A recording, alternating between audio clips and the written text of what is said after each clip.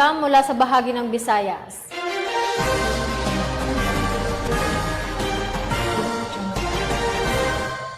Mahigit 5 milyong pisong halaga ng shabu ang naging bypass o ang nasabat sa naging bypass operation ng mga otoridad sa Iloilo City. Patunay lamang ang walang tigil na operasyon ng pambansang pulisya katuwang ang iba pang miyembro ng gobyerno upang tuluyan ng masawata ang iligal na droga sa ating bansa. Narito ang report ni Patrolman Justin May Hulares.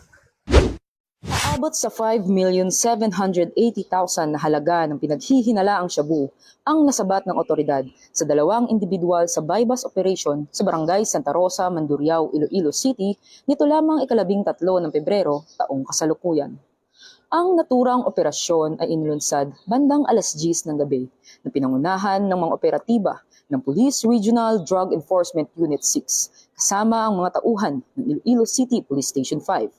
Kinilala ni Police Captain Glenn A. Suliman, officer in charge ng RPDO 6, ang mga naaresto na sina alias Pidek, residente ng Barangay Dungon B, Haro, Iloilo City na main target ng nasabing operasyon at si alias Gilbert, 34 na taong gulang at residente ng Luciana City. Ayon kay Police Captain Suliman, nakuha sa dalawa ang 11 knot-tied transparent plastic bag na naglalaman ng pinaghihinalaang shabu na may tinatayang timbang na 850 grams at ang ginamit na bypass money na nagkakahalaga ng 50,000 pesos. Napag-alaman ring sangkot ang dalawang suspetsado sa drug trafficking sa siyudad ng Iloilo.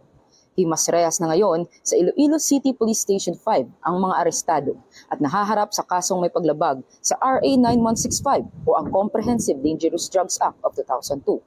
Kaugnay nito, binigyang diin ni Police Brigadier General Sidney N. Villaflor, Regional Director ng Police Regional Office 6, ang dedikasyon at profesionalismo ng pulisya na nasa likod ng matagumpay na operasyon sa pagsugpo sa iligal na kalakaran ng droga.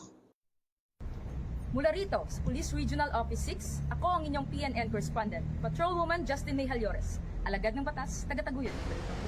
Maraming salamat, Patrolwoman Hallores.